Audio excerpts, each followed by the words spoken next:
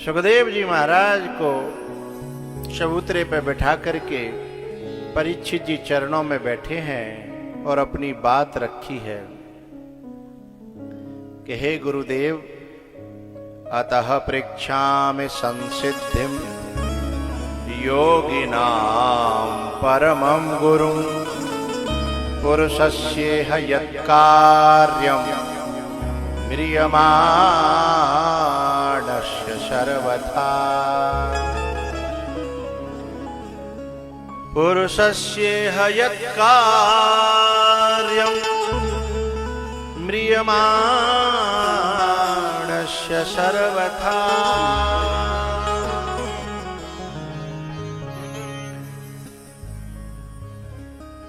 गुरुजी, जो जीव निरंतर मर रहा है उसे अपने कल्याण के लिए क्या उपाय करना चाहिए, ये पूछा। तो भैया टूंडला भाइयों, हम आपसे पूछ रहे, ये बताओ तुम मर रहे हो कि जी रहे हो? कजू कह रहे हैं कि मर रहे हैं, कजू कह रहे ना है कृपा है, सब ठीक है, कट रही है, जी रहे हैं।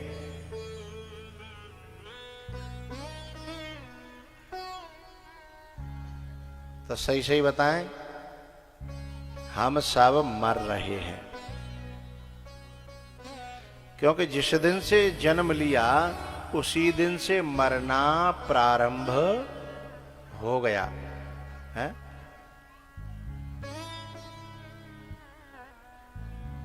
अब हम जितने बड़े हो रहे हैं ना,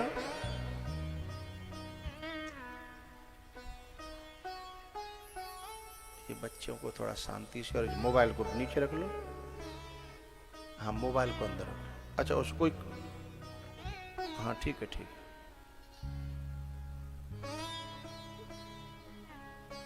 हम जिस दिन से जन्मे हैं ना, उसी दिन से मरना प्रारंभ हो गया है, और हम खुश होते हैं।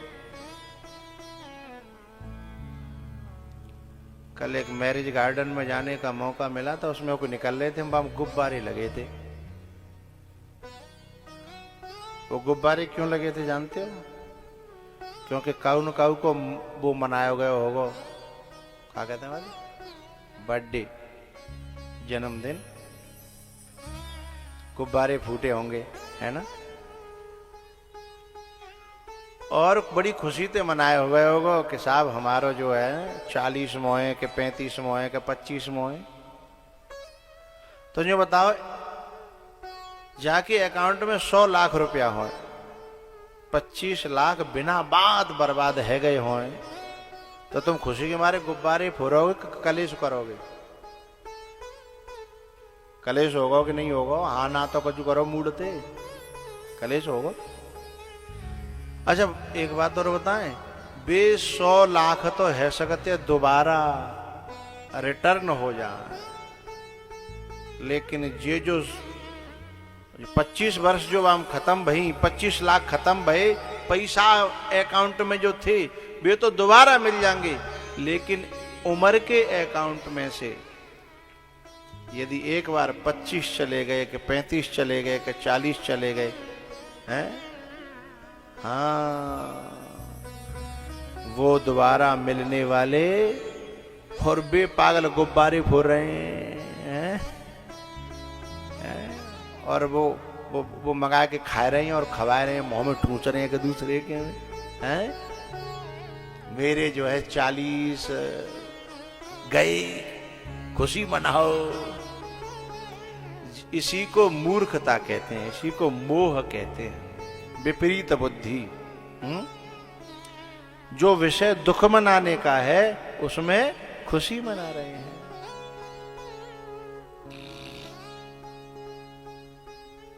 इसलिए परीक्षित जी ने ये नहीं पूछा कि मैं 7वें दिन जो मरने वाला है उसे क्या करना चाहिए। परीक्षित जी ने पूछा कि जो निरंतर मर रहा है, जन्म लेते ही नॉन स्टॉप। आपके विद्यालय में तो कम से कम 7 दिना में 1 दिना की छुट्टी होती है, हैं? लेकिन इन उम्र के इसमें कोई संडे नहीं है, इसमें छुट्टी का दिन है ही नहीं कि कम से कम आज के दिन तो मरे वो बंद है जाए और न दिन में और न रात में दे दनादन जा रहा है। इसलिए परीक्षित जी यही कहते हैं कि जो निरंतर मर रहा है, पुरुषस्य यत् कार्यम म्रियमाणस्य सर्वथा। म्रियमाणस्य का अर्थ निरंतर मर रहा है। जैसे अंग्रेजी में सेंटेंस होता है, ऐसे ही संस्कृत में लकार होते हैं, लंग लकार, लट लकार, लोट लकार, लिट लकार है? तो जो लट लकार है वो वर्तमान अर्थ में आती है, जैसे प्रेजेंट कंटिन्यूअस है जिसमें आईएनजी लगता है? जा रहा है। तो जो मर रहा है, मरेगा नहीं, जो मर रहा है उसे क्या करना चाहिए? इस प्रश्न को सुन करके सुखदेव जी बहुत खुश हो गए। वर्याने शते प्रश्न कृतो लोकहितं नृप आत्मवित् सम्मतः पुंसा श्रोतव्यादिषु यः परः श्रोतव्यादिषु यः परः।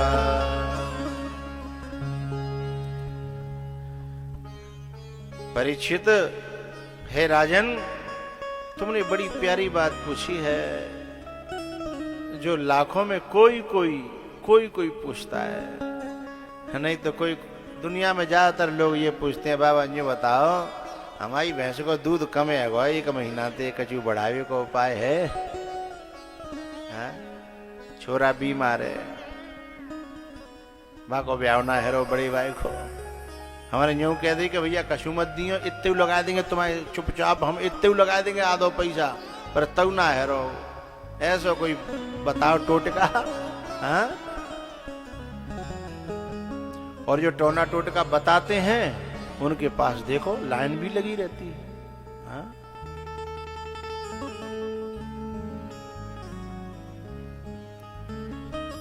लेकिन कोई करोड़ों में, लाखों में, मनुष्याणाम सहस्रेषु कश्चित् यतते सिद्धये यततामपि सिद्धानाम कश्चिन माम वेत्ति तत्वतः। अरे इस गंगा में नहाने के लिए तो वो आता है जो स्वार्थ से नहीं, जिसके अंदर परमार्थ जन्म लेने लगा है। यहां जाने के बाद मिलेगा क्या? दुनिया की नजर में देखा जाए मिलेगा क्या?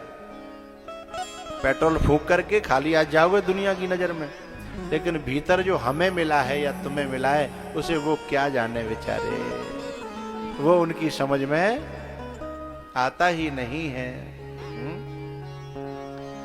चली जा रही है उम्र धीरे धीरे, चली जा रही है उम्र धीरे धीरे। युवा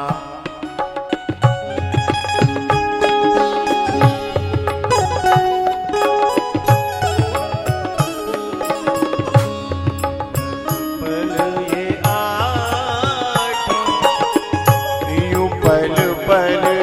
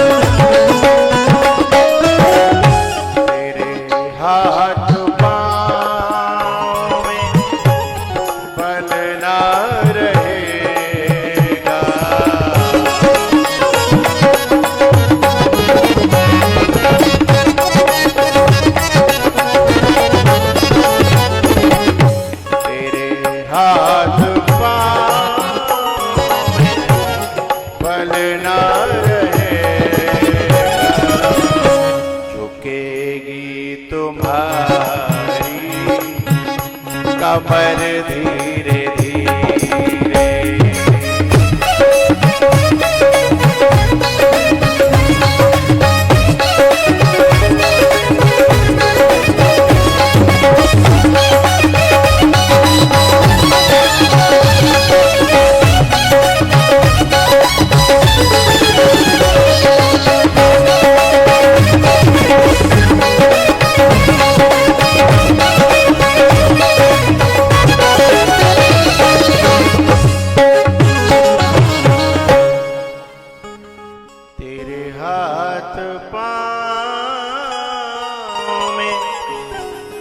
बल ना रहेगा,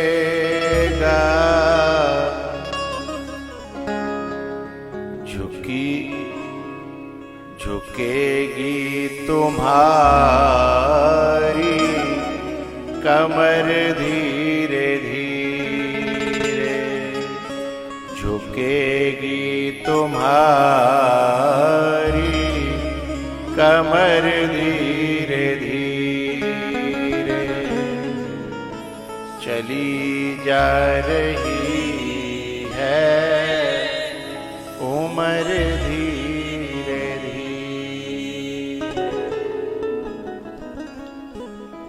सुखदेव जी महाराज ने ज्ञान का, भक्ति का, वैराग्य का परीक्षित जी को विश्लेषण किया और परीक्षित जी ने उन्हें आत्मसात किया, समझा, जाना। अब ये सुखदेव जी के लिए बड़ा आश्चर्यचकित करने वाला मामला था कि ये उन बातों को भी समझ रहा है जिसे बड़े बड़े ज्ञानी, ध्यानी, यति, योगी भी नहीं समझ पाते। तब सुखदेव जी ने कहा, राजन तुम इतनी गहरी गहरी बातों को इसलिए समझ पा रहे हो क्योंकि तुम्हारे खानदान में सत्संग, कथा, भागवत ये पहले से होते चले आ रहे हैं। अभी कल परसों में एक जो है वीडियो देख रहा था, शॉर्ट, उसमें एक जो है एक ऐसा व्यक्ति, एक ऐसी नारी थी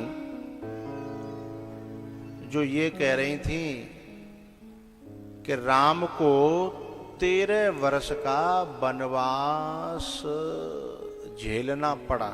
और 13 वर्ष क्यों लिखी है? हमारे यहाँ का बच्चा बच्चा जानता है कि राम को 14 वर्ष का वनवास हो, और वो हिंदुस्तान के बहुत बड़े पद पर बैठी हुई थी, बहुत बड़े पद पे, और वो बोल रही थी कि राम को 13 वर्ष का वनवास इन चुगलखोरों की वजह से झेलना पड़ा।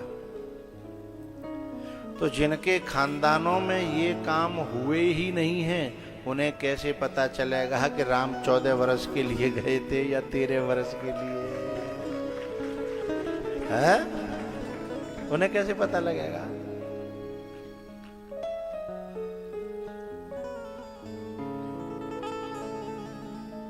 भैया, सुखदेव जी ने कहा, राजन एक बार तुम्हारे पर बाबा, कम करो वॉल्यूम, एक बार तुम्हारे पर बाबा घर परिवार को छोड़ करके तुम्हारी तरह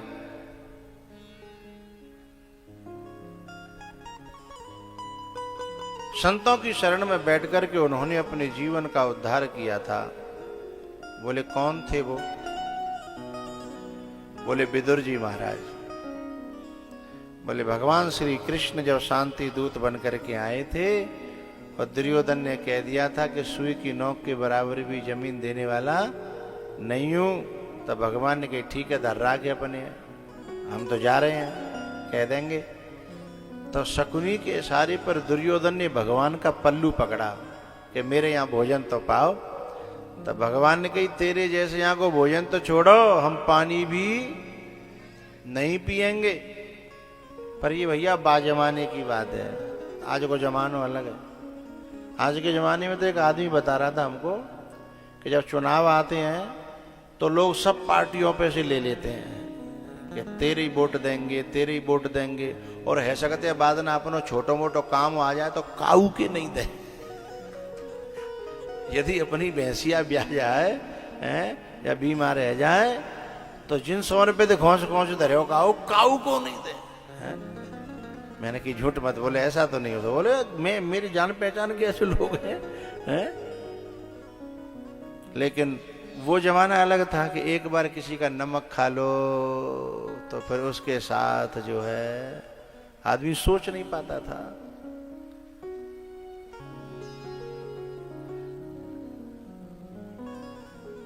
इसलिए भगवान बोले हम तेरे जैसे के यहां तो पानी भी नहीं पिएंगे। बोले क्यों? बोले अब वो क्या बताए तुम्हें, जहां आव नहीं, आदर नहीं, नैनन नहीं, स्नेह। हम ऐसा कैसे कर पाएंगे भाई? हाँ, मेरे काका हैं क्या, विदुर काका? काका काका खड़े हो गए। बोले मुझे तुम्हारे यहां प्रसाद पाना है, भूख लगी है। आंखें भर आई विदुर जी की। पता है क्यों? क्योंकि विदुर जी जो है बरसों से भगवान की घर पे अपनी घरवारी को, विदुरानी को कथा सुनाते थे। और विदुरानी झूठे को पूछती, झूठे को नहीं, विदुरानी तो सचमुच पूछती थी कि जिनकी आप कथा सुनाते हो वे कब हमारे यहाँ आएंगे? तो विदुर जी झूठे को कह देते कि आएंगे क्यों नहीं, आएंगे, वो हमसे बहुत प्रेम करते हैं, हम उनसे बहुत प्रेम करते हैं, आएंगे। अब वे तो वैसे ही कह देते हैं। लेकिन आज जब भगवान ने कही कि हमें तुम्हारे यहां जाना है, हा, रोना आ गया कि राम सदा सेवक रुचि राखी, राम सदा सेवक रुचि राखी, राम सदा। विदुर जी सोच रहे मन में कि मेरी बात को पूरी करने के लिए आज ठाकुर जी यहां पधारे हैं। और मोते कह रहे हैं?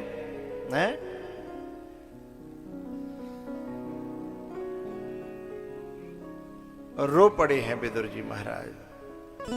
बोले चलो जल्दी, घर चलना है हमें। अब विदुर जी तो पीछे रह गए। भगवान और दरवाजा खटखटाया। और जब दरवाजा खटखटाया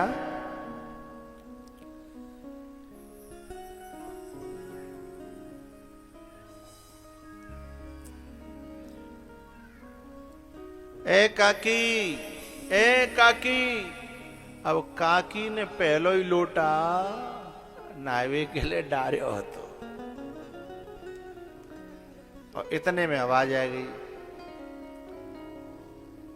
आगे कुआ, पीछे खाई और दोनों तरफ से आफते आई। अब क्या करें? नहावे तो देर होगी और बिना नहाए जाए तो कैसे जाए, दरवाजों कैसे खोले। लेकिन माने सोची नहावो धोवो तो जिंदगी भर को है, ये मौका फिर नहीं मिलने का। उसने नहाना छोड़ दिया, गीले कपड़ों से दौड़ पड़ी। अच्छा, भगवान पहले से खबर करके आए होते तो पूरी तैयारी होती घर में। लेकिन यहां तो जो है इसको आज की भाषा में, आज के लोगों की भाषा में कहते हैं सरप्राइज। क्या कहते हैं? सरप्राइज। भगवान ने क्या दे दिया? सरप्राइज। अब कोई तैयारी नहीं थी, क्या करें? सोच में लगी कि किवाड़ खोल भी थे, पहले ने कहा थोड़ी सी तैयारी कर दूं। लेकिन भगवान को दोबारा बोल सुनो, काकी किवाड़ खोले तो रुके नहीं, हम तो जाए। सोई काकी ने सोची सब खत्म करो, पहले किवाड़ खोलो। और जैसे किवाड़ खोलने के लिए काकी आगे बढ़ी और किवाड़ खुली और सामने ठाकुर जी का दर्शन हुआ। जैसा सुना था उससे भी ज्यादा सौंदर्य।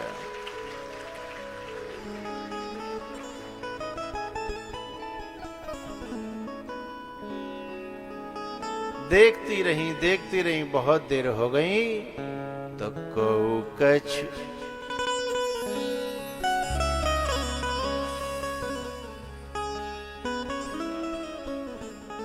इससे हमें स्वर ऊंचा समझ में आता है कि ऊंचा किया तो नहीं है ना, लेकिन हमें समझ में आ रहा है क्योंकि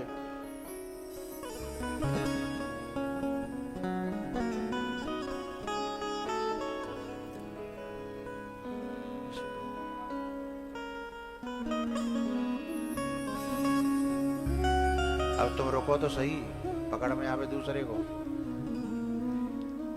कछु कही न को कछु पूछा। एक पंजाबी आता था पहले, उसके पास दो तरह के तार होते थे, खर्च में करता था। दोनों हैं तुम्हारे पास? काय को धर रहा के बाद लगाओ करो। हे भगवान,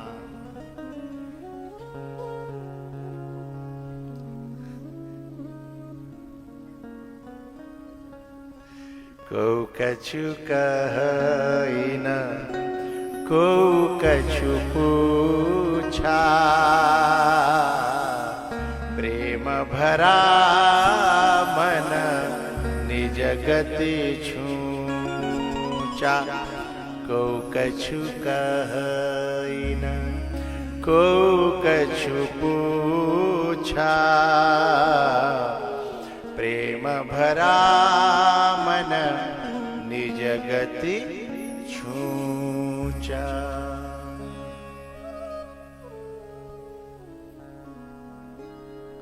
एक बात कहूं,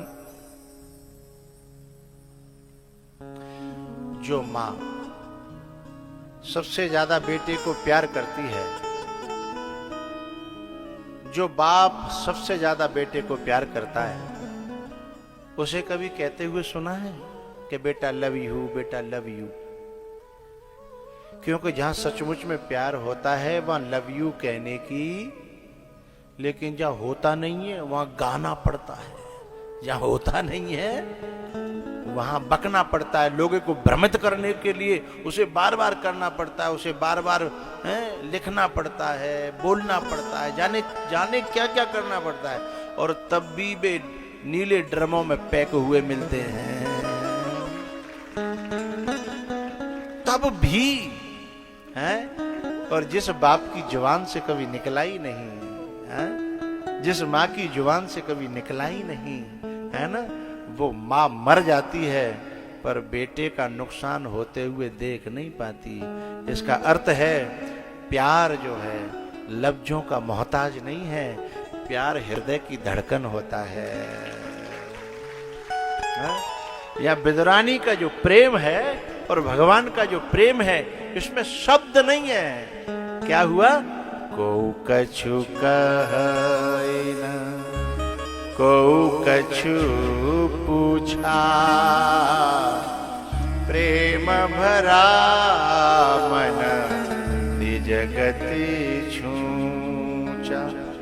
ये द्वापर युग की बात है। त्रेता की सुनिएगा।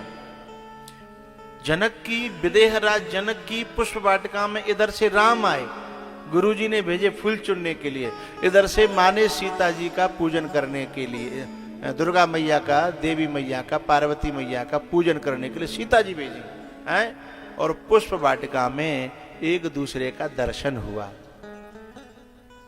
बताओ कोई बोला? नहीं बोला ना। लेकिन प्रेम प्रीति पुरातन लखै न कोई, प्रीति पुरातन। इतना प्रेम, इतना प्रेम, इतना प्रेम, जानकी जी की आंखें भर आई, और राम जी को दर्शन किया एक बार में ही, और भीतर हृदय में कैद कर लिया। लोचन मग राम ही उर आनी, दीने हूँ पलक कपाट सयानी। ये यहाँ 3-4 बच्चियां हैं, इनको कल से यहाँ नहीं बिठाना। ये बात करती हैं और बार बार आती हैं, बार बार जाती हैं। इनको यहाँ एक कार्यकर्ता कल निगाह में भर लीजिएगा। ये कम से कम 4.5 बार चली गई, 5.5 बार आ गई।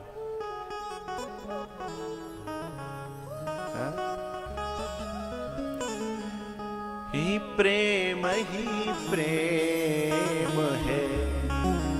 ये प्रेम अनूठा, प्रेम ही प्रेम है, ये प्रेम अनूठा।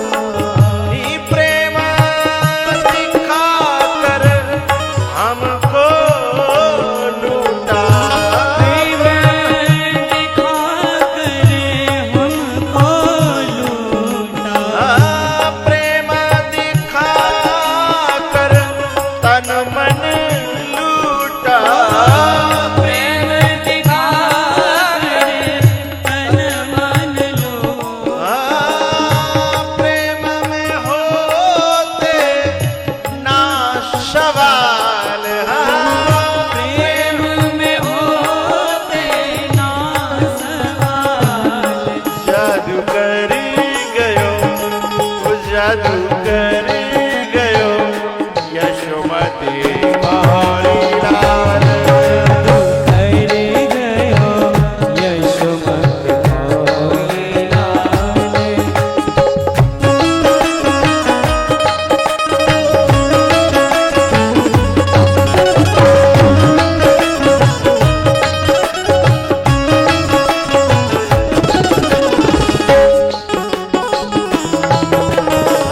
दीदिया न आवे रोज सतावे, निदिया नावे रोज सतावे, सोत मुरलिया मोहे जगावे, मौत रतिया मोहि जगावे, जाके नैना तारे है कमाल, जाके नैना तारे हे कमाल, जादू कर गयो यशोमती कौरी लाल। जादू करे गयो यशोमती हमारी लाल।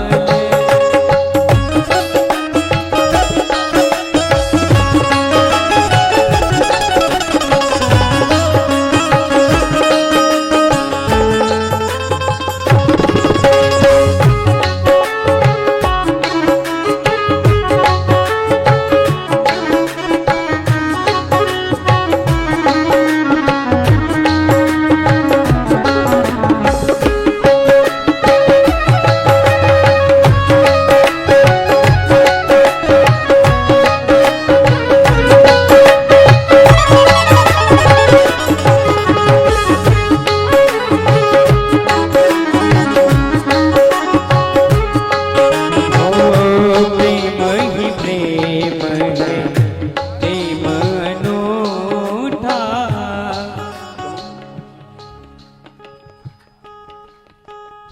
समझाओ। जाकारे पे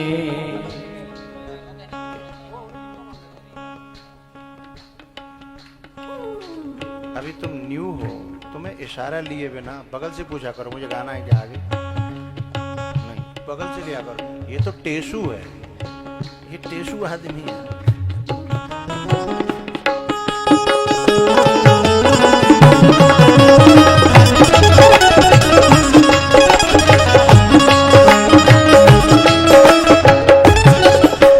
एक तुम निगाह नहीं रखते हो मेरे ऊपर, बिल्कुल भी निगाह नहीं रखते हो, ऐसे तो पार पड़ेगी नहीं।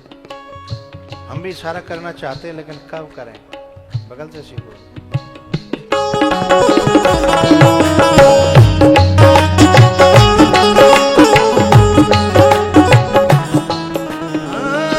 प्रेम में होते ना सवाल,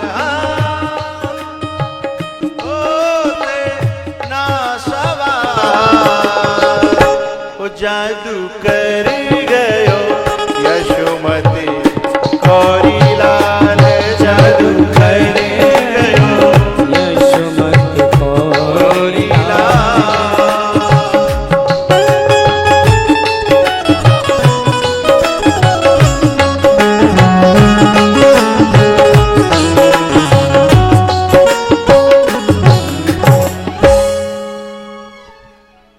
सच्चे प्रेम में लफ्ज कम और फीलिंग्स ज्यादा होती हैं, और झूठे प्रेम में फीलिंग्स कम और लफ्ज बहुत ज्यादा होते हैं। ये पहचान है। मेरा तो दिनों रात अपने श्रोताओं से पाला पड़ता है। जहाँ कथा हो जाती है एक बार, फिर वहां से कभी गुजरना हो और वो श्रोता मिल जाए, शब्द नहीं निकलते, बस उनकी आंखें बोलती हैं, उनका दिल बोलता है, समझ में आ जाता है। आंखें दिल का हाल कह देती हैं, होठ केवल थिरकते रहते हैं, कपकपाते रहते हैं, उन्हें समझ में नहीं आता क्या बोलें क्या न बोलें। और यही फीलिंग्स की पहचान है। होठ काम कर रहे हैं, बुद्धि काम कर रही है, तो क्या खाक है? जहां होठ काम न करें, जहां बुद्धि काम न करे, हैं, जहां जीव काम न करे, प्रेम तो वो है। प्रेम में बुद्धि काम नहीं करती। मां को बेटे के खिलाफ में कितना भी समझाना, बुद्धि काम ही नहीं करेगी। समझाने वाले समझाते रहो। तो प्रेम वो है जहां लफ्ज नहीं, जहां फीलिंग्स होती हैं।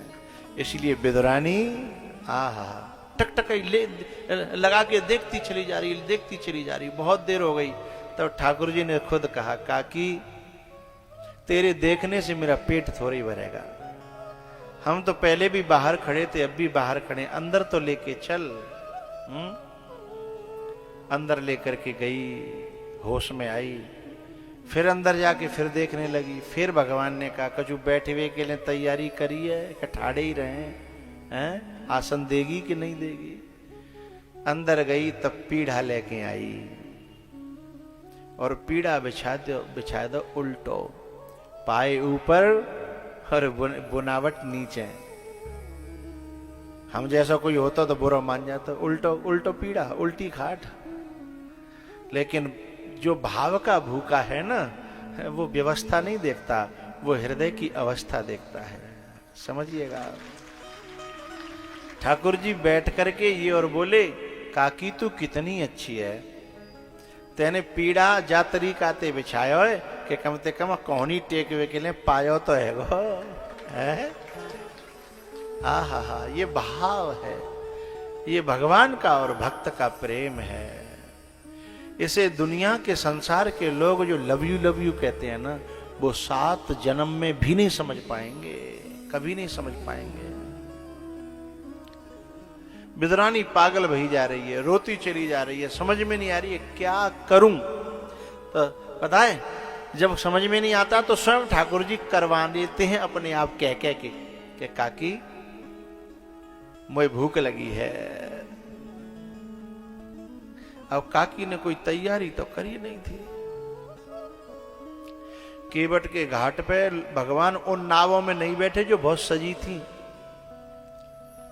और केवट से कह रहे हैं मुझे तेरी नाव में बैठना है। ये गरीब की नाव है जो सजी नहीं थी, लेकिन दिल को उसने जन्म जन्मों से सजाया था। जो बाहर से नहीं, जो भीतर से अपने जीवन को सजाते हैं, उनकी नाव में, उनके दिल में भगवान स्वयं बैठना चाहते हैं।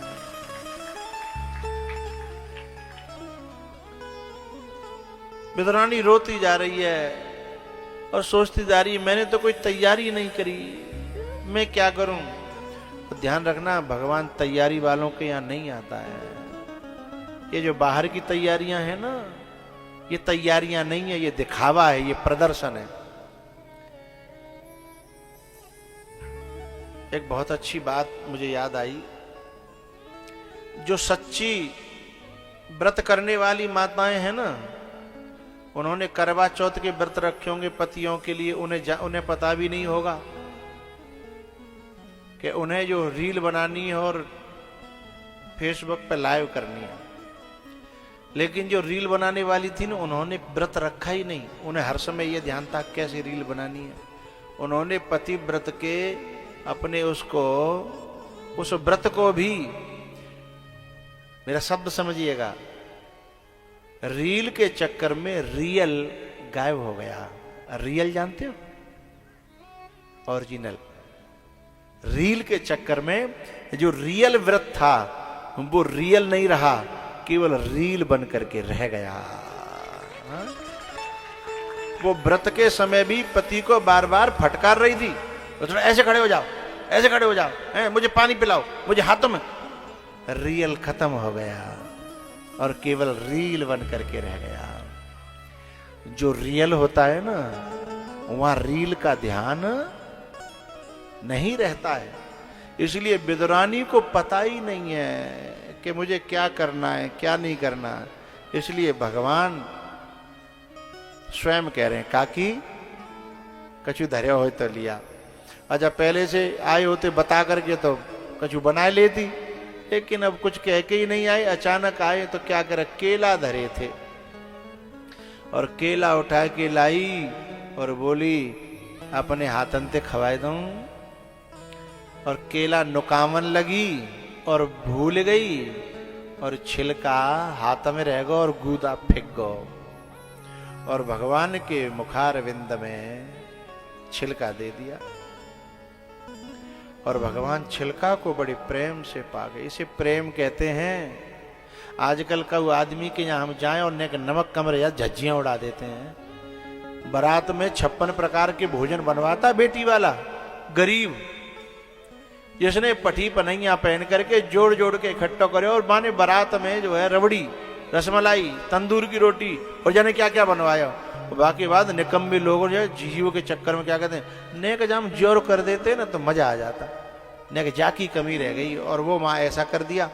यानी तुम्हें नेक जीव के चक्कर में बुराई करने में जीव नहीं लड़खड़ा रही, अरे उसकी पनैया फट गई, उसकी बनियान फट गई है, उसका खेत बिक गया, उसके गहने गिरवी रख गए, तुमने सोचा नहीं।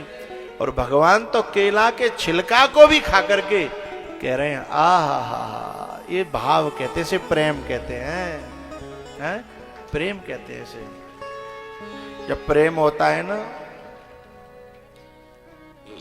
एक बार मैं एक भक्त के घर पे गया, इस क्षेत्र में ही आया था। उस समय आलू खुदाई का टाइम चल रहा था और आलू की खुदाई जब चलती है तो यहाँ के किसान लोग घर में नहीं मिलते, रोटी भी खेत पे ही। तो मैं घर पे पहुंचा, घर पे वे थे नहीं। उन्होंने कहा सब खेत पे हैं। मैंने कहा चलो खेत पे ही चलते हैं। मुझे वो सीन याद आते हैं जब प्रेम के ना तो दिल भर आता है। वो प्रेम में ये भूल गए कि हमें भी हाथ धोने हैं। भारत की मिट्टी के सने हुए हाथ भी गंदे नहीं माने जाते। किसान की जो मिट्टी है, जो खेत की जो मिट्टी है ना, उससे हाथ सने हुए नहीं माने जाते हैं। हम आए, आकर के उसने प्रणाम किया और बोलो छन्ना में रोटी बंधी धरी है, रायता बनो, अचार की मिर्च है, सब्जी को तो टाइम ना मिलो, खाओगे? उसने बिना धुले हुए हाथों से मुझे रोटी, अचार की मिर्च धरी रोटी पे और रायता लेके और परसे दो के ले। उसमें जो स्वाद आया, हमें सोने चांदी के बर्तनों में जो परसे गए चटनी और दही वल्ला और फलाने और ढकाने थे ना, उनमें भी वो स्वाद नहीं आया, क्योंकि वह प्रेम प्रधान था।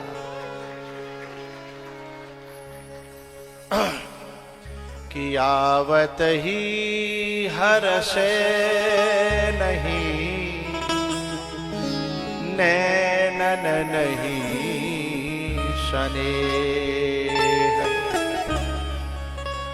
तुलसी वहां न जाइए, चाहे कंचन बरसे में। तुलसी वहां न जाइए, चाहे कंचन बरसे में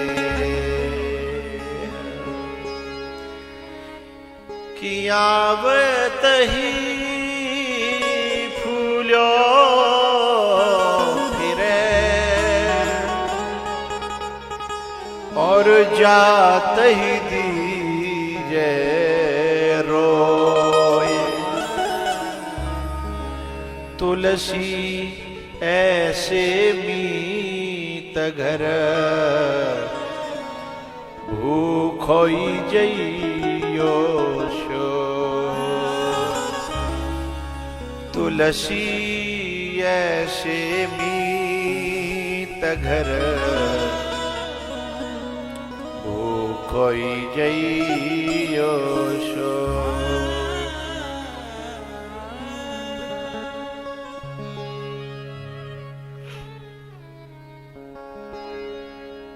दयाई गढ़ी में जो कथा थी ना, टेंट टूट गया था, यहां से तुम लोग जाते थे।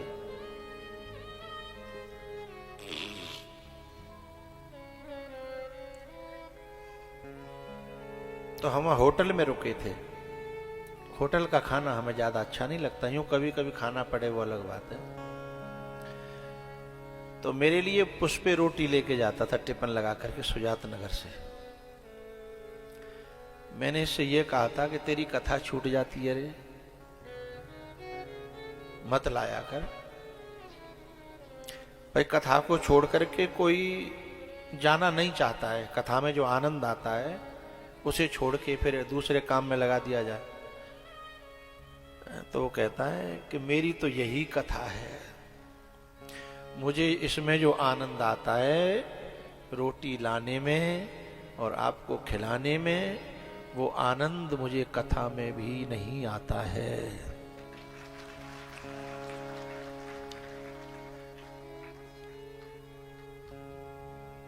हम उधर से आते और कोटकी पे आकर के वो टिफिन पकड़ा देता रोज।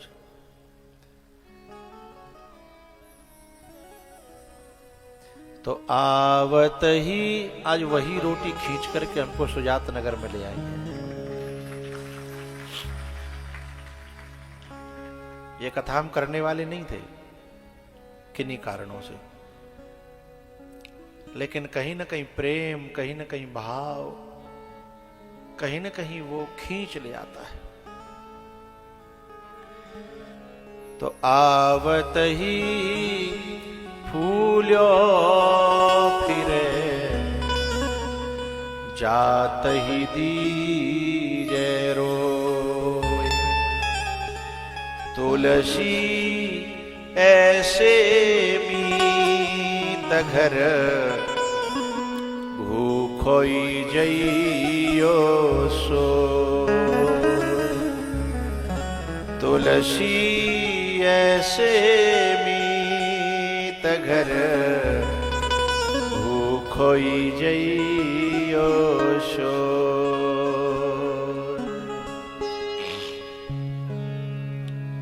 विदुरानी केले के छिलके खिलाती जा रही है और भगवान बड़े प्रेम से उन छिलकों को खाते जा रहे हैं, खाते जा रहे हैं।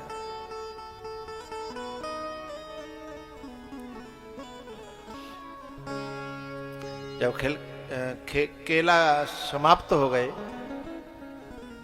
और पीछे से विदुर जी आए, तो विदुर जी ने विदुरानी को भगवान में डूबे हुए देखा। एक दूसरे में डूबे थे, भक्ता और भगवान। तो विदुर जी ने आके कंधा हिलाया, बोले ए पागल, तेरे कपड़े गीले हैं, तुझे होश है? परमात्मा और महात्मा देह से ऊपर उठाते हैं और संसारी लोग देह की बात करते हैं, देह की याद दिलाते हैं और देह में ही फंसा देते हैं। ये अंतर है दोनों में। तब विदुरानी को होश आया कि ओहो हो। विदुरानी को जब होश आया, शर्म के मारे उठ के अंदर चली गई और अंदर जाकर सोचने लगी भगवान क्या सोच रहे होंगे, भगवान क्या सोच रहे होंगे। मैंने गीले कपड़े से ऐसे ऐसे, ये गलती हुई, ये गलती हुई, ये गलती हुई। लेकिन विदुर जी ने बाहर देखा कि केले का गूदा पड़ा हुआ और छिलके हैं नहीं, तो समझ गए 1 मिनट में कि जिससे डरते थे वही बात हो गई। भगवान से पूछा, भगवान ये गूदा पड़ा हुआ, छिलका कहां गया? तो भगवान ने कहा, काकी ने जहां भेजा था, मनी ऑर्डर किया था, वहीं छिलका पहुंच गए। भगवान विदुर जी कहते हैं, बावरी को बुरा मत मानियो, मैं तो बहुत दिना से डर रो कि कहूं ऐसो ही नहीं कर दे बान, तो ऐसो ही कर दो। वो तो पागल है, बाकी बातों को ध्यान में मत रखना, ऐसी ही है वो। एक बात बताऊं भैया, विदुर जी तो कह रहे कि वो पागल है, लेकिन भगवान मन ही मन सोच रहे हैं कि मेरी दुनिया में है, मेरी क्षेत्र में सबसे ज्यादा होशियार तो वही है, पागल तो वे हैं जो तुम जैसे चतुर बन रहे हैं। मन क्रम वचन छाड़ी चतुराई, भजत कृपा करि है रघुराई। भजत कृपा करि है रघुराई, मन क्रम वचन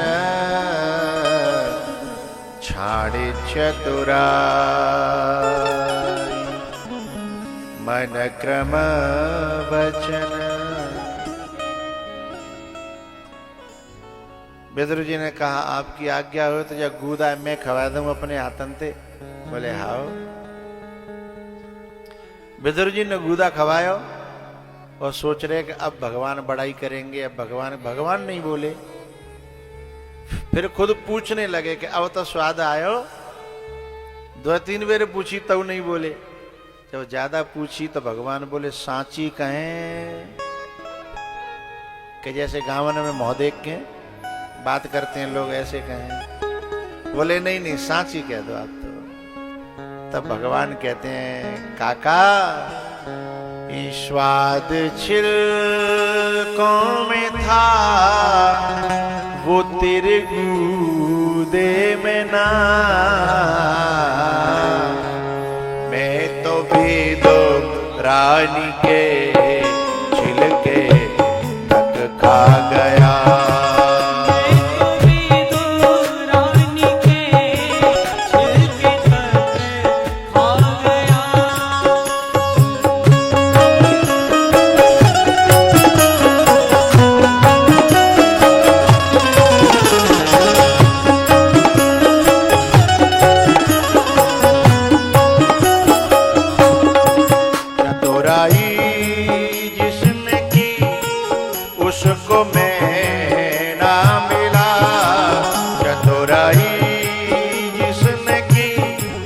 उसको मैं ना मिला, भीलनी का मुझे बोला मन भा गया। भीलनी का मुझे बोला मन भा गया।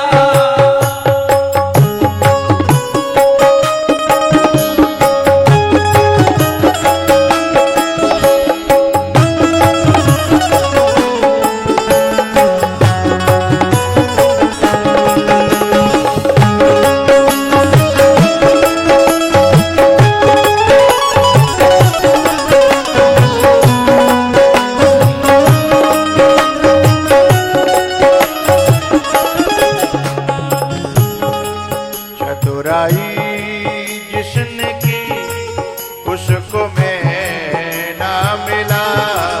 चतुराई जिसने की उसको मैं ना मिला।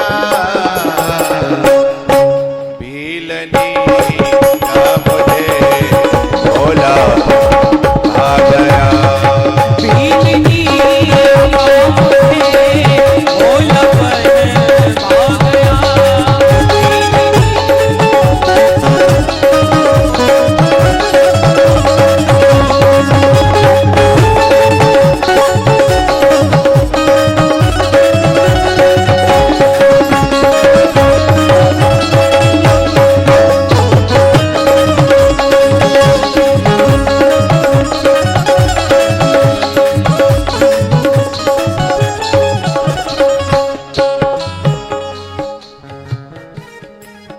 उतरा सागर में जो उसको मोती मिले, उतरा सागर में जो उसको मोती मिले,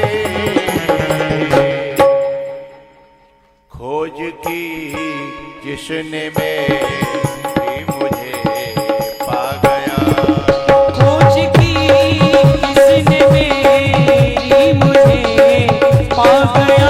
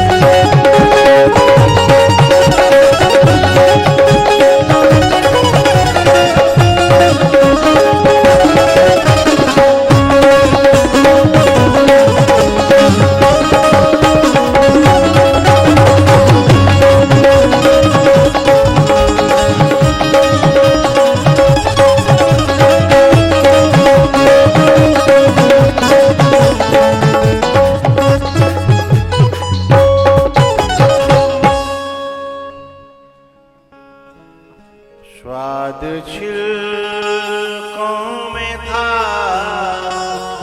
तेरे गूदे में नाम, स्वाद छिलकों में था तेरे गूदे में नाम, मैं तो बेदो रानी के छिलके तक खा गया, चतुराई जिसने की उसको मैं ना मिला, पीलनी का मुझे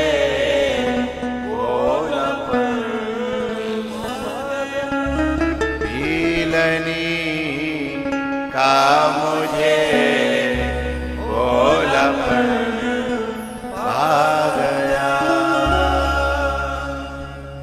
विदुर जी कहते हैं, भगवान एक बात बताओ, बाप पागल ने तुम्हें केला के छिलका खवाए और तुम्हें स्वाद आ गया, और मैंने गूदा खिलाया और तुम्हें स्वाद नहीं आया। आपको अपनी जीभ का टेस्ट कराना चाहिए, शायद गड़बड़ है। जो छिलके में स्वाद ले रही है और गूदा में स्वाद नहीं ले रही है, हैं? टेस्ट कराना चाहिए। लेकिन एक बात बताऊं भैयाओ, स्वाद कुछ लोग समझते हैं स्वाद मसालों का गुलाम है। कभी कभी बड़े बड़े मसाले भी वो स्वाद नहीं दे पाते। जो स्वाद सत्यनारायण की कथा की पंजीरी में आ जाता है, जो स्वाद सत्यनारायण की कथा की पंजीरे में आ जाता है, उसे बड़ा बड़ा हलवाई नहीं दे पाता। बना दे तेरी दम है तो, चाहे वो बड़े से बड़े ढाबा को कोई क्या कहते कारीगर कहते हैं, कारीगर हो, लेकिन उस स्वाद को कैसे लाएगा? हाँ? तो स्वाद, आप लोग तो सब किसान हो, जो खेत की मेड़ पे मेहनत करने के बाद जो स्वाद सूखी रोटी में आता है, वो बारात की रसमलाई और रबड़ी में भी नहीं आता है।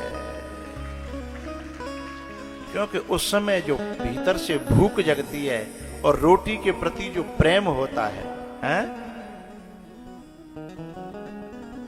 तो भगवान कहते हैं काका, बात छिलका की और गूदा की है ही नहीं। जो भरतरी थे ना, भरतरी, उनकी माताजी ने कहा था बेटा साधु तो है रोए, पर हमेशा रसमलाई खाना। उन्होंने कहा ठीक है माताजी, आपकी आज्ञा का पालन होगा, हमेशा रसमलाई खाऊंगा। उनके संग में एक और संत भाई, उनका नाम था गोपी चंद।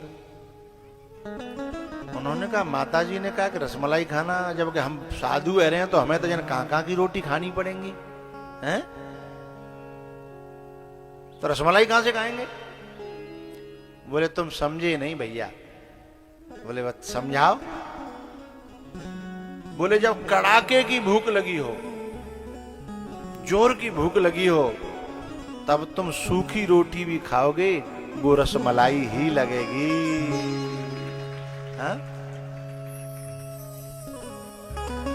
कड़ाके की भूख लगी हो।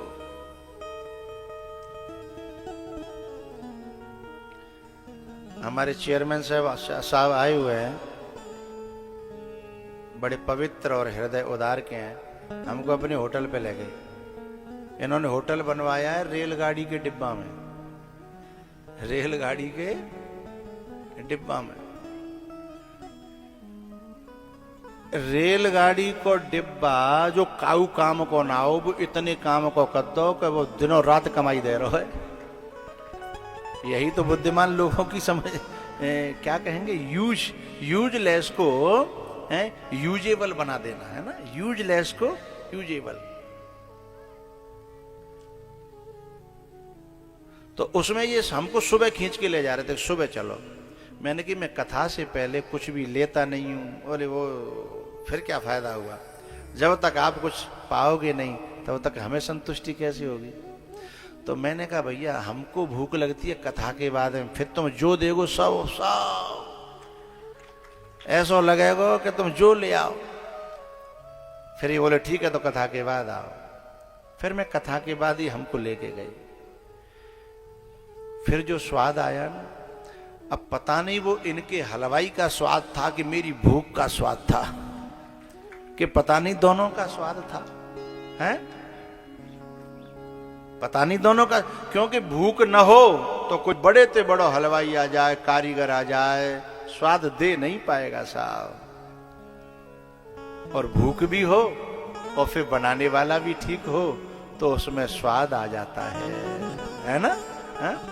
तो भरतरी जी की मां ने कहा था रसमलाई खाना। तो जब भूख होगी ना, तो जब रोटी के प्रति प्रेम उपजेगा, है, और भोजन कराने वाले में प्रेम होगा, है, भीतर होगी भाव की, श्रद्धा की परिपक्वता, तो उसमें स्वाद आएगा। यही बात भगवान कह रहे हैं कि काका न बात छिलका की है और न गूदा की। बोले तो बात है भाव की, बात है प्रेम की। जो प्रेम विदुरानी के छिलकों में था वो आपके गूदे में भी। विदुर जी बोले कि बा पागल में पूरो को पूरो प्रेम हो, हम आपसे बिल्कुल प्रेम नहीं करते। भगवान ने बड़ी प्यारी बात कही, काका वो पागल जरूर है पर प्रेम तो पागल ही कर पाते हैं, ये बुद्धिमान तो व्यापार करते हैं। बुद्धिमान प्रेम में भी व्यापार करते हैं, और पागल लोग तो व्यापार में भी प्रेम कर बैठते हैं। तो विदुरानी का जो प्रेम है ना काका, वो प्योर है, प्योरिटी ऑफ हार्ट है, हृदय से है, वहां मिलावट नहीं है। बोले आपके प्रेम में थोड़ी सी बुद्धि मिली हुई है कि ऐसा करना चाहिए और ऐसा नहीं करना चाहिए।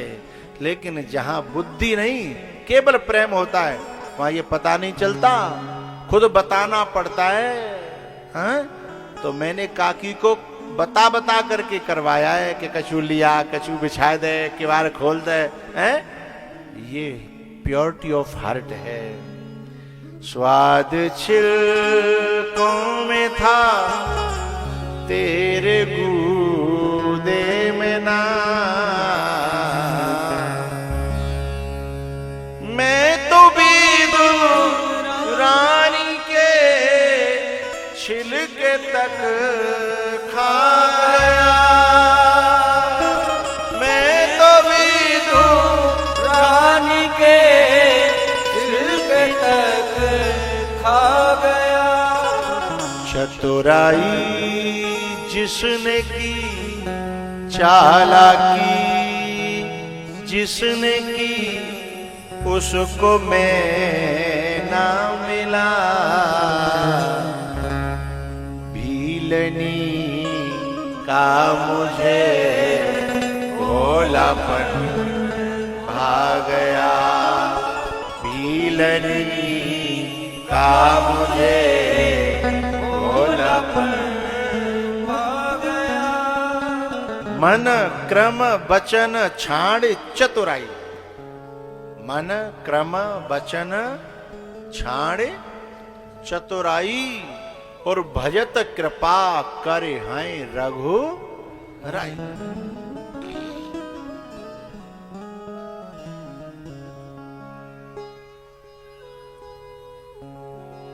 भजत कृपा। बोले चतुराई क्या करती है? बोले चतुराई कपट कराती है, चतुराई छल कराती है, चतुराई बेईमानी कराती है।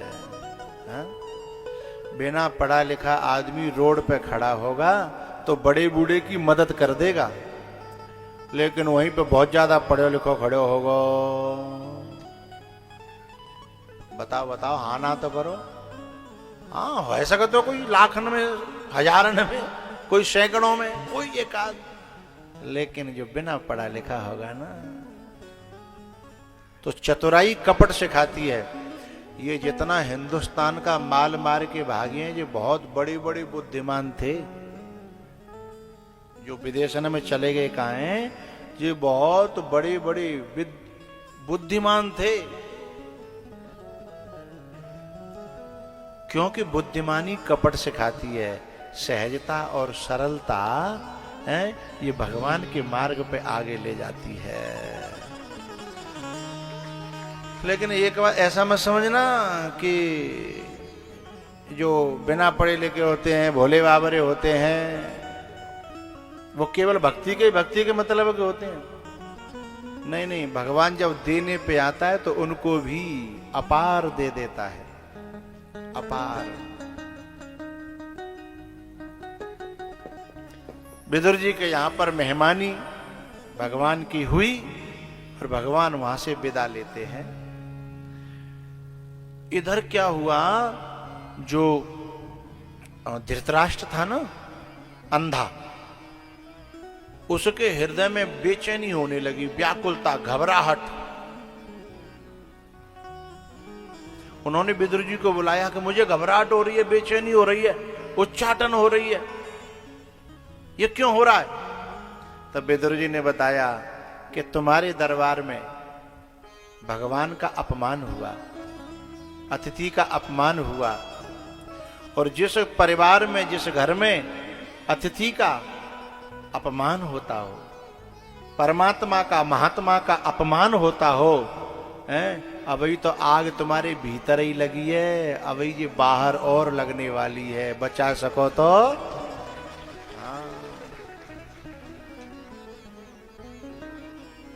साधु अवज्ञा कर फल ऐसा, जरई नगर अनाथ कर जैसा।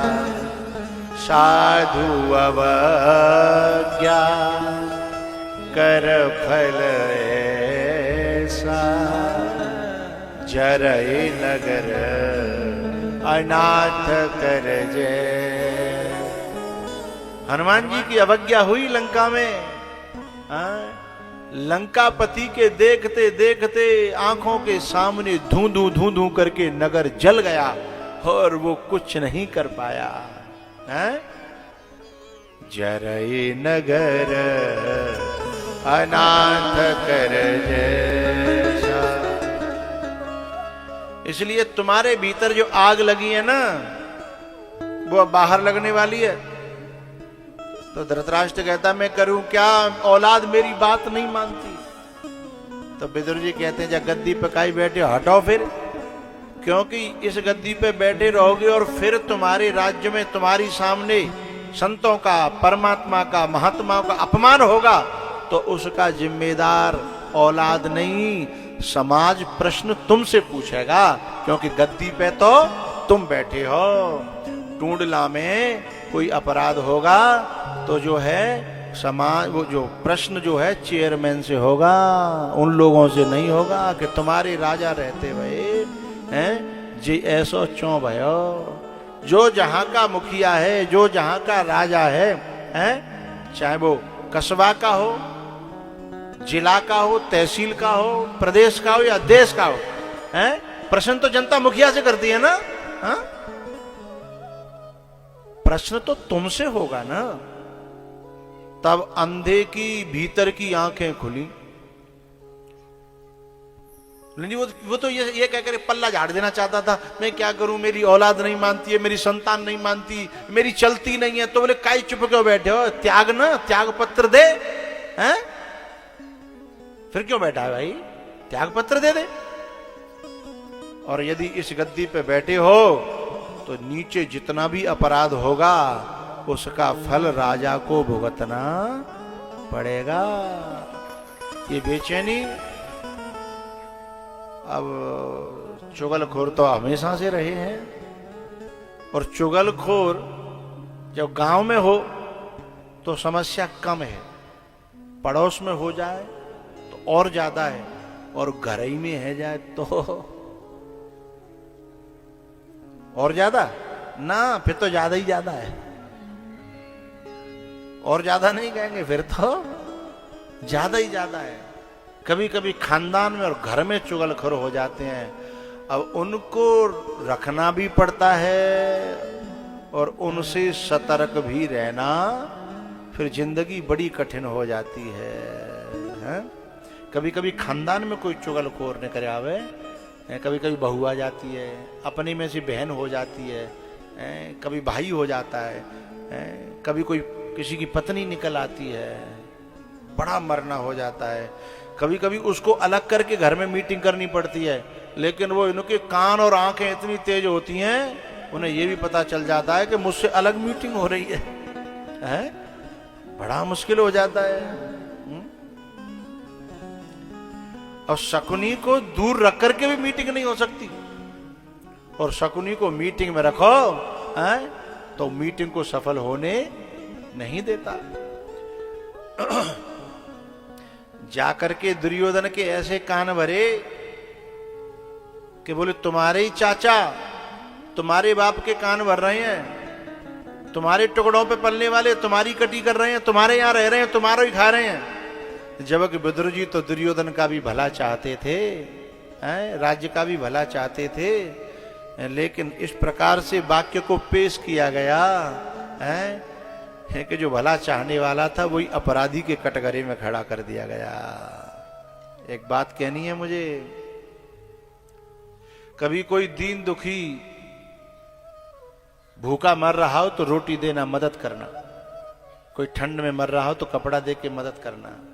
कोई कमजोर पिट रहा हो और बल हो तो रक्षा करना, मदद करना। लेकिन मेरी एक प्रार्थना है, यदि चुगलखोर हो तो चाहे भूखो मर रहा हो, चाहे पिट रहा हो, तो बचाना नहीं तो कितनों के घर पहले बिगाड़ चुका है और कितने न के आगे बिगाड़ेगा। वह को पेट भरोगे तो हैं? जिस भजन में राम का नाम न हो उस भजन को गाना ना चाहिए।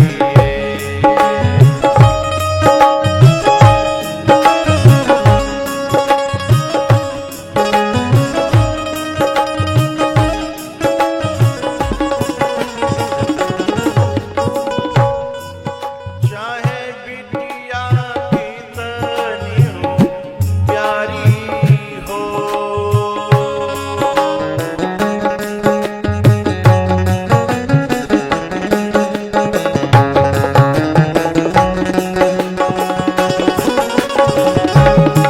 चाहे बिटिया कितनी हो प्यारी हो, उसे गलियों घुमाना ना चाहिए। जिस भजन में राम का नाम न हो,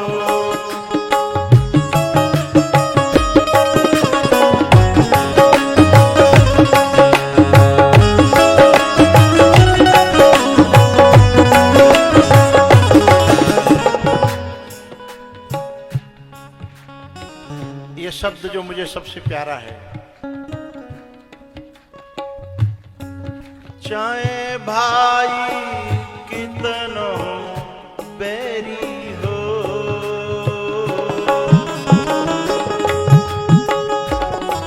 उससे भेद छुपाना ना चाहिए। अब बात आ रही है, चुगलखोर पे परे पन्हैया, उसे बचाना ना चाहिए।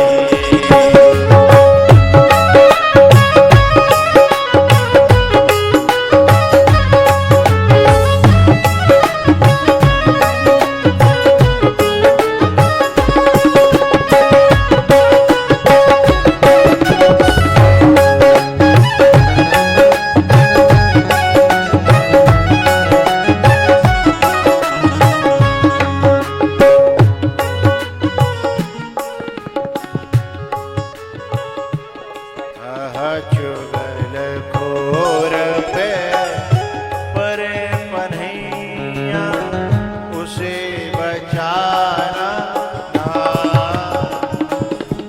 चाहिए।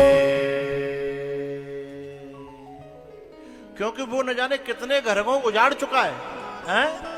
जो भैया भैया में जहर घोर दे, बाप बेटा में जहर घोर दे, पति पत्नी में जहर घोर दे, गुरु चेला में जहर घोर दे। अरे न जाने कितनों की हवेली में बीच में दीवार करवा दे। वो जब पिटता हो तो मेरी प्रार्थना बचाइएगा ना। यदि मन कर रहा हो तो एक आध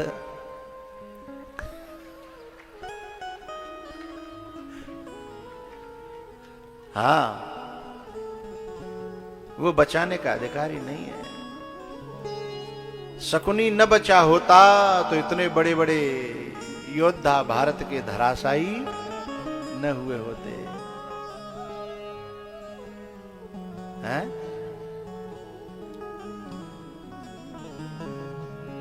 जिस भजन में राम का नाम न हो, उस भजन को गाना ना। दुर्योधन आया, कुछ लोगों के पास गांठ की समझ नहीं होती, अपनी खुद की समझ नहीं होती। दुर्योधन जैसे जैसे कान फूके शकुनी ने और भर के चला आया। और पता है, जिनके सामने नजर नहीं उठाई जाती, चाचा, ताऊ, पिताजी, बाबा, इनके सामने नजर नहीं उठाई जाती, उनके सामने उसने जो है वाणी का प्रहार कर डाला। विदुर जी महाराज को दिल पे चोट लगी, समझिएगा।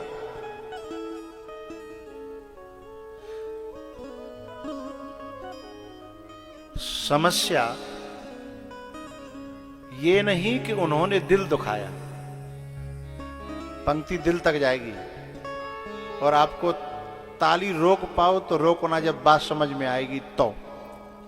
ध्यान से सुनिए, समस्या ये नहीं, अथवा बुरा तब नहीं लगा जब उन्होंने दिल दुखाया, बुरा तब लगा जब दिल दुखाने वाले हमारे दिल में बसने वाले ही थे।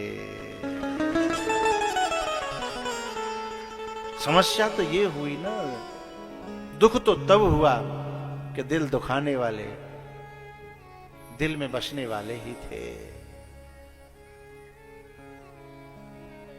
विदुर जी के दिल पे चोट तब लगी क्योंकि इस दुर्योधन को गोदियों में विदुर जी ने ही खिलाया था। क्योंकि धृतराष्ट्र तो अंधा था, पालन किसने किया? विदुर जी ने। शिक्षा दीक्षा किसने कराई? विदुर जी ने। और आज उन्हीं से अपने पूजनीय, आदरणीय, सम्माननीय पिता तुल्य विदुर जी के सामने जब वो ऊंचे स्वर में बोला, हाँ, कि मेरे ही टुकड़ों पर पलते हो और मेरी ही बुराई करते हो, समझिए विनाश नजदीक है। यदि जो व्यक्ति जिनके सामने सिर झुकाना चाहिए हैं, उन्हीं को अपने टुकड़ों पर पलने वाला मान लेते हैं, ये बुद्धि भ्रष्ट हो जाती है, तब ऐसी बुद्धि बनती है। मैं आपको एक बात बताना चाहता हूं यहां। जब सीता जी का हरण हो गया और रावण ले गया, और बंदर लोग बार बार कहते आक्रमण करो, आक्रमण करो, आक्रमण करो, लेकिन राम जी आक्रमण नहीं कर रहे। राम जी हनुमान जी को भेज रहे हैं, राम जी अंगद जी को भेज रहे हैं। क्यों भैया, काय के लिए भेज रहे हैं? अपना कोई दोष नहीं और अपनी पत्नी को ले गया, और फिर भी उससे समझौता के लिए दूत भेज रहे हैं बार बार। क्यों भेज रहे हैं भैया? अब इस बात को कोई जानने वाला ही जानेगा। बताऊं कि रहने दूं? हाँ, अच्छा। एक दिन लक्ष्मण जी ने पूछा राम जी से कि मुझे आपकी नीति समझ में नहीं आती। पहले तो राम जी ने कहा तू समझेगा भी नहीं, क्योंकि तू गरम दल का नेता है और मैं नरम दल का मैं नरम दिल का आदमी हूं। तेरी बातें, तेरी समझ में मेरी बातें नहीं आएंगी। बोले पर ये बताओ, आप ये ऐसे व्यक्ति से भी इतनी बार जो है दूत भेज रहे हो, आक्रमण करो ना। तब एक दिन आंखें भरी आई राम जी की और बोले, उस घर में कैसे आग लगा दूं जिसमें कोई एक मेरा बहुत प्यारा फंसा हुआ हो, विभीषण जिसका नाम है? तू उस घर में आग लगाने के लिए कह रहा है, उस पर आक्रमण करने के लिए कह रहा है, पहले उसे निकाल तो लूं, है? इसलिए हनुमान को भेजा। और हनुमान जी को भी जैसे ही निकाल लिया, और विभीषण को जैसे ही निकाला, आक्रमण शुरू हो गया। हाँ? ऐसे ही इस कौरव वंश का विनाश मडरा रहा था। लेकिन कन्हैया कह रहे थे, कैसे मेरो विदुर जामे ते निकल आवे। हाँ? और जब तक मेरा विदुर नहीं निकलेगा, तब तक मैं इस पे आक्रमण कैसे करने दूं, कैसे इसका विनाश होने दूं। दूसरी एक बात और है, भक्त जिस घर का खाता है, साधु जिस घर का खाता है, उस घर पे भी आंच नहीं आनी चाहिए, ये भगवान कहते हैं। इसलिए विदुर वहां का खा रहे थे, विभीषण वहां का खा रहे थे। और जैसे यहां से विदुर निकले और वहां से विभीषण, दोनों का नगरों का हाल देख लो। हाँ? चाहे वो लंका हो और चाहे हस्तिनापुर, दोनों का हाल तो देखो। विदुर जी महाराज ने तुरंत उसी समय डिसीजन लिया कि जहां हो खटपट और वहां से चलो झटपट। हाँ? डिसीजन ले लिया। लेकिन एक बात बताऊं, ये डिसीजन भी वो ले पाते हैं जिनका पहले से सत्संग और भगवान की कृपा जिनके ऊपर होती है। नहीं तो खटपट तो कौन के घर में ना है रही है। कोई गया हो अभी तक है? अरे कोई सवाल ही नहीं है। हाँ, कभी कभी कोई कोई होता है जहाँ खटपट होती है तो घर छोड़ के चले भी जाते हैं, लेकिन 2-4 दिन पीछे फोन आ जाता है, हम यहाँ आगे समझ आने में ले जाइयो आओ है। गए बेऊ ना लौटवे के लिए मई चक्कर काट रहे हैं।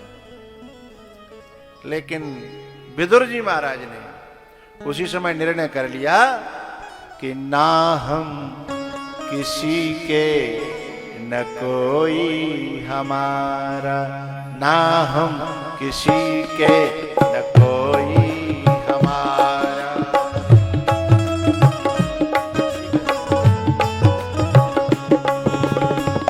देख लिया दुनिया का नजारा, देख लिया दुनिया का नजारा, ना हम किसी के न कोई हमारा।